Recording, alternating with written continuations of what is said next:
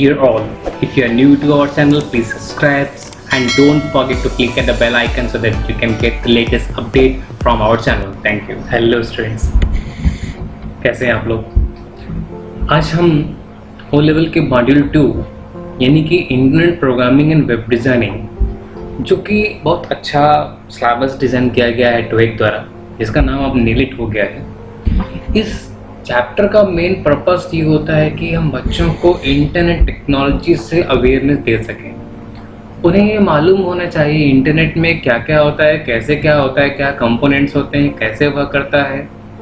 अगर उन्हें कभी खुद का भी एप्लीकेशन डेवलप करना हो या वेबसाइट बनानी हो तो हमें क्या क्या चीज़ें हमें उन्हें चाहिए हो।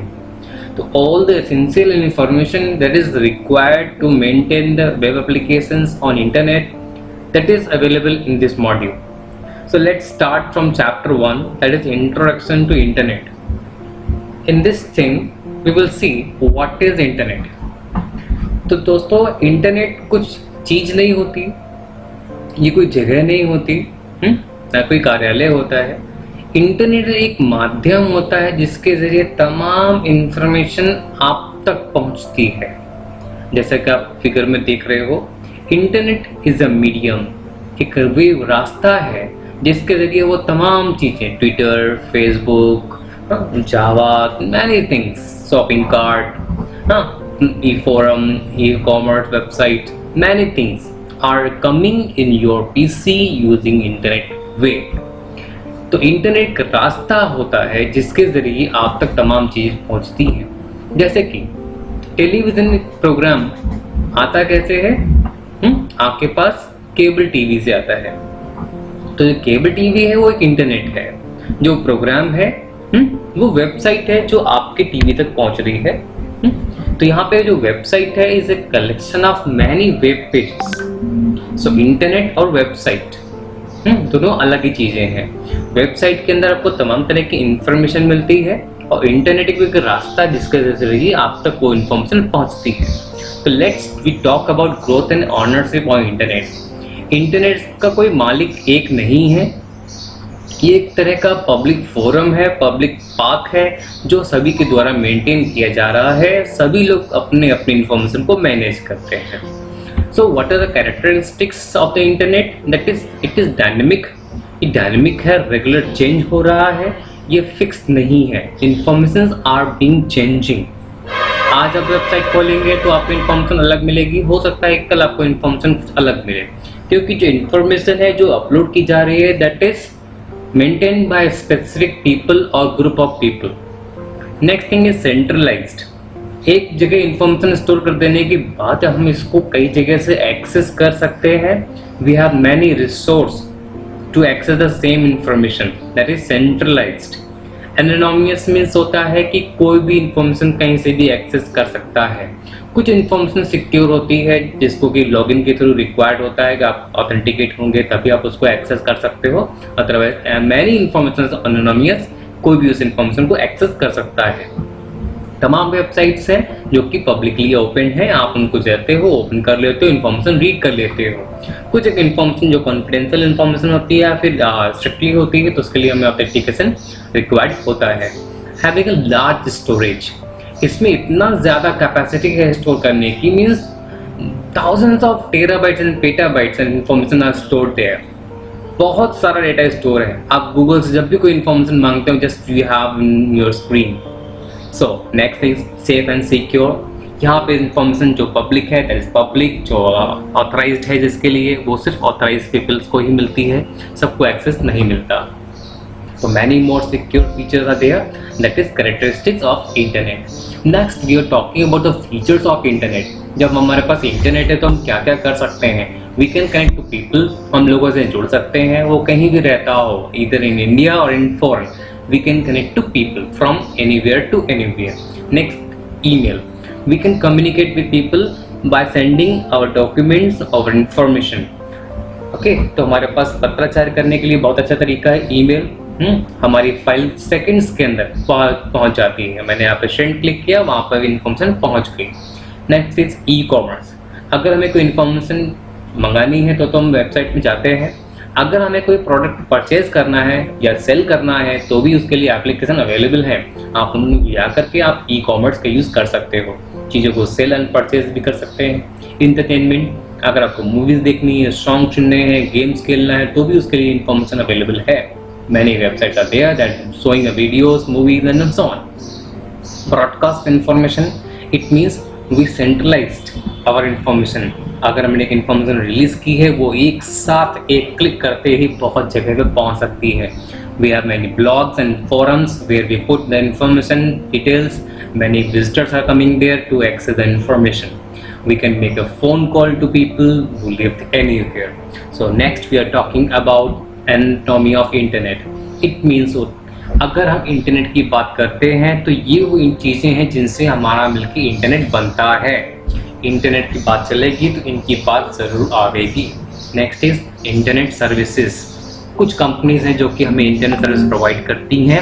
अगर वो इंटरनेट सर्विस प्रोवाइड नहीं करेंगे तो how can we communicate with others. Next is element of the internet. जब हम इंटरनेट की बात कर रहे हैं तो यहाँ पे क्या क्या चीज़ें होती हैं। हमारे पास मॉडेम होता है, मेरे पास वेब सर्विस होती है, वेबसाइट होती है, वेब पोर्टल होता है, बहुत सारी चीज़ें होती हैं जिनसे मिलकर हमारा इंटरनेट बनता है। यूनिफॉर्म रिसोर्स लोकेटर, किसी भी इंफॉर्मेशन को एक्सेस करने के लिए आपको एक एड्रेस मिलता है, जिस एड्रेस को आप वेबसाइट के एड्रेस बार पे, वेब ब्राउज़र के एड्रेस बार पे पुट करते हो, आपको इंफॉर्मेशन ऑब्टेन हो जाती है। ये एक ऐसा यूनिक एड्रेस होता है जो किसी भी वेब ब्राउज़र पे, चाहे वो फायरफॉक्स हो, चाहे वो क्रोम हो, चाहे वो लैपटॉप का हो, चाहे वो मोबाइल का हो, डिवाइस कोई भी हो, आप उसमें यूआरएल पुट करते हो, आपको सेम इंफॉर्मेशन एक्सेस मिल जाती है। इंटरनेट प्रोटोकॉल होता क्या है? A set of rules and regulation which allowed what should be, what should not be. तो इंटरनेट प्रोटोकॉल के थ्रू हम लोग डिसाइड करते हैं कि हमें किस तरह की इंफॉर्मेशन डिलीवर करनी है, उसके रूल्स एंड रेगुलेशंस क्या क्या हैं, उन चीज़ों को मेंटेन किया जाता है। So these are anatomy of internet. Next we are talking about history of the world wide web. जो हमारा वर्ल्ड वाइड वेब है, इसको शॉर्ट में WWW बोलते हैं, ठीक है। तो हाइपर टेक्स्ट क्या होता है, मैं यहाँ पे बता रहा हूँ आपको। द नॉन लीनियर इंफॉर्मेशन, ज़रूरी नहीं कि वो जो इन्फॉर्मेशन है वो टेक्सचुअल फॉर्म में हो सकती, इंफॉर्मेशन किसी भी फॉर्म में हो सकती है। It can be hyperlink, it can be paragraph, it can be table, heading, chart, video and many more. All these things are hyper text. Elements of the web browser, ISP, modem, web space. Web space means होता है एक ऐसा server space जहाँ पे सारी information store की जाती है, उसको हम लोग वेब होस्टिंग या वेब स्पेस के नाम से जानते हैं। और वेब एड्रेस, जिसको हम लोग URL भी कहते हैं। And what do you understand by WWW? What is the use of hypertext links and internet access?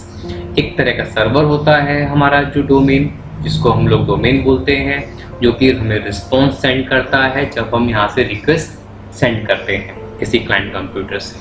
तो WWW मीन्स होता है world wide web, a collection of many information on a website. Next we are talking about netiquettes.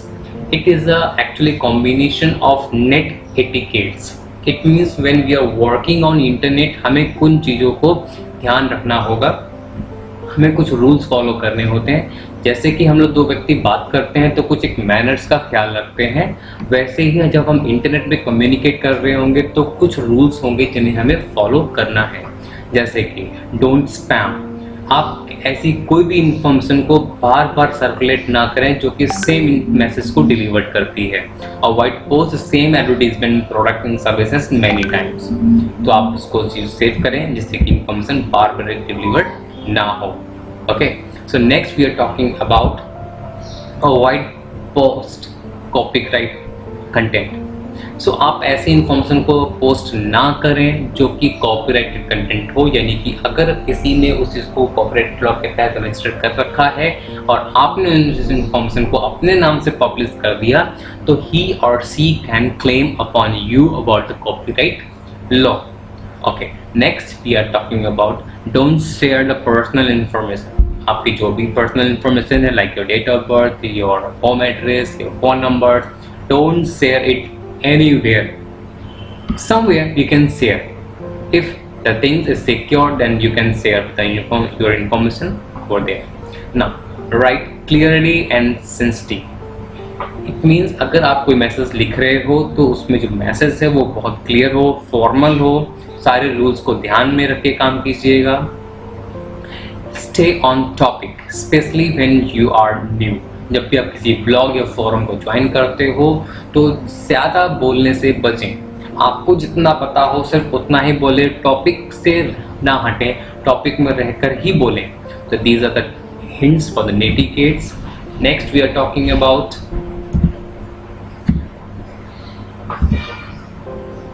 Internet applications. Internet के uses कहाँ कहाँ पर हैं? E governance, यानी कि जब हम चीज़ों को कंट्रोल कर रहे हैं, मैनेज कर रहे हैं, तो सभी कुछ हम इलेक्ट्रॉनिक मेथड से यूज़ कर रहे हैं। हम चीज़ों को कंट्रोल कर सकते हैं, रूल अप्लाई कर सकते हैं, चीज़ों को मॉनिटर कर सकते हैं, सारी एक्टिविटीज़ क्या क्या हो रहा है, कैसे क्या हो रहा है। Next is email. हम अपने इन्फॉर्मेशन को कभी भी कहीं भी सेंड कर सकते हैं with in seconds. E commerce, you know we can sell and purchase the things on internet. Web forum and news groups. Some websites are there where people are coming with their question, where they are posting their question, and many more smart people were there. They are replying their question. So that is web forum and news groups are the such website where many information being uploaded according to the technologies, according to the culture, according to religion, and according to anything. So this is a news group. Next, we are talking about commerce on the internet. हम लोग information के साथ साथ कई चीज़ों को हम लोग यहाँ पे सेल एंड परचेज कर रहे हैं, दैट इज ई कॉमर्स। यहाँ पे कुछ मोड होते हैं B2B, B2C and C2C। B2B का मीन्स होता है बिजनेस टू बिजनेस। कुछ बड़ी कंपनीज होती हैं जो कि अपने प्रोडक्ट को सेल करती हैं छोटे छोटे वेंडर्स को, जो कि हमारे सिटीज़ के अंदर होते हैं। तो एक ऐसा एप्लीकेशन डेवलप किया गया है जो उन वेंडर्स के लिए होता है, जो कि उन बड़ी कंपनी से सेल एंड परचेज करते हैं। नाउ B2C, अगर कोई कंपनी है जो कि अपने प्रोडक्ट को सीधे कस्टमर तक पहुंचाना चाहती है तो उन्होंने अपना एप्लीकेशन बना रखा है जिसके थ्रू सीधे कस्टमर को प्रोडक्ट सेल किया जा सकता है। Next is customer to customer. एक कस्टमर अपने दूसरे कस्टमर को इन्फॉर्मेशन दे सकता है, चीज़ों को सेल कर सकता है, परचेज कर सकता है। The OLX and Quikr the best example for it. Next, governance on internet. Video conferencing, जैसे इसमें जो हमारे गवर्नमेंट है, अगर वो किसी से कम्युनिकेट करना चाहते हैं, सारे स्टेट के जो हमारे चीफ मिनिस्टर्स के अगर मीटिंग रखना चाह रहे हो, अगर फिजिकली अवेलेबल नहीं है वहाँ पहुँचना सबके लिए, तो they can communicate with video conferencing. एक ही जगह बैठ करके बातचीत हो सकती है। एंड रिपोर्ट जनरेशन, कहाँ पे डेटा कैसा क्या हमारे पास है। अब सपोज कहाँ पे कितने क्राइम हो रहे हैं उसका हमें रिकॉर्ड चाहिए, हमें उसकी रिपोर्ट चाहिए। तो एक जगह पे फीड हो रहा है सारा का सारा डेटा, और हमने एक एप्लीकेशन के थ्रू सारा रिपोर्ट जनरेट कर दिया कि किस ईयर में कौन सा क्राइम कितना हुआ, उसकी पूरी रिपोर्ट सामने आ जाती है। सो summary is a report generation. Online registration, अगर कोई जॉब वैकेंसी इशू करता है गवर्नमेंट और उसको हम देखना चाह रहे हैं तो आप वेबसाइट में जाकर देख सकते हो। तमाम वेबसाइट अवेलेबल जहाँ पे आपको इन्फॉर्मेशन मिल जाती है, और हमारी गवर्नमेंट की खास वेबसाइट होती है जहाँ पे स्पेशली उसी जॉब की इन्फॉर्मेशन अवेलेबल होती है, और आप ऑनलाइन अप्लाई भी कर सकते हो। उसे आप वहाँ से अपने पेमेंट भी कर सकते हो, अपने प्रोफाइल चेक कर सकते हो, and many more. So this is all about the internet introduction. Next we are talking about impact of internet on society. इस इंटरनेट का जो इम्पैक्ट है सोसाइटी में बहुत ज़्यादा है। वर्क एट होम, हम घर बैठे काम कर सकते हैं, we never need to go somewhere, हमें कहीं जाने की जरूरत नहीं है। फ्रीडम ऑफ स्पीच, आप अपनी बात खुल के कह सकते हो, आपको जो कहना है आप कह सकते हो। आपके पास फेसबुक है, इंस्टाग्राम है, ट्विटर है, आप जो भी इन्फॉर्मेशन करना चाहते हो, जो बात आप कहना चाहते हो, you are ready to you have a freedom to speak anything. Distance never matter. अगर आपसे किसी से मिलना है, आपको किसी से बात करनी है, वो बहुत दूर रहता है, तो डिस्टेंस कभी मायने नहीं रखती है। That is impact of internet on our society. Next, crime through internet और इंटरनेट। इंटरनेट में जब हमारे पास बहुत सारी सुविधाएं हैं तो कुछ खामियां भी हैं, जैसे कि कुछ क्राइम होते हैं। क्राइम मीन्स होता है कि we have nothing, we are not authorized, for something, but we are accessing some information. हम उसके लिए अथराइज नहीं है, लेकिन हम उस इंफॉर्मेशन को एक्सेस कर पा रहे हैं, दैट इज साइबर क्राइम।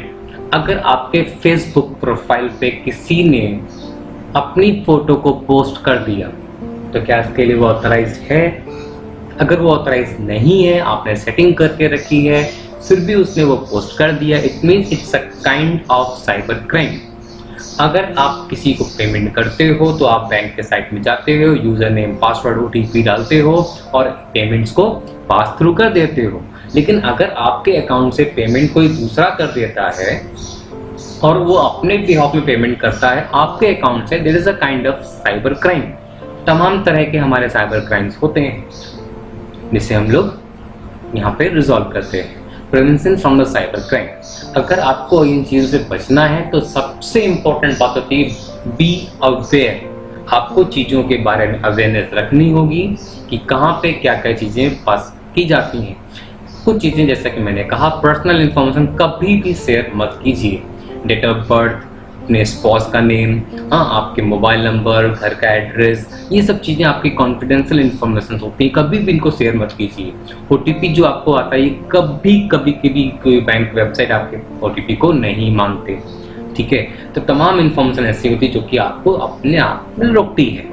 तो जब भी कभी आप पेमेंट कर रहे हो या कुछ भी कर रहे हो, बस थोड़ा सा आपको सजग रहना होता है कि हम किसको पेमेंट कर रहे हैं, कितनी पेमेंट कर रहे हैं, पेमेंट ले रहे हैं कि दे रहे हैं। ऐसा कई बार होता है कि पेमेंट लेने के बजाय आप दे देते हैं। तो आप क्यूआर कोड को एग्जैक्टली पढ़िए, वहाँ पे क्या लिखा हुआ है, कितनी पेमेंट जा रही है, हर एक चीज़ को साथ में ध्यान में रखते हुए काम कीजिए। Next we are talking about malware and malware software. कुछ ऐसे एप्लीकेशंस होते हैं जो कि आपके सॉफ्टवेयर आपके कंप्यूटर में अपने आप इंस्टॉल हो जाते हैं, जिससे कि आपकी जो कॉन्फिडेंशियल इंफॉर्मेशन है, सिक्योर इंफॉर्मेशन, वो भी दूसरे कंप्यूटर तक पहुंच जाती है। तो कभी भी जब किसी सॉफ्टवेयर को इंस्टॉल कीजिए तो प्लीज़ ट्रस्टेड सॉफ्टवेयर को ही इस्तेमाल कीजिए, किसी अनऑथराइज्ड सॉफ्टवेयर को इस्तेमाल मत कीजिए। ओके, आज के लिए इतना ही। Thank you.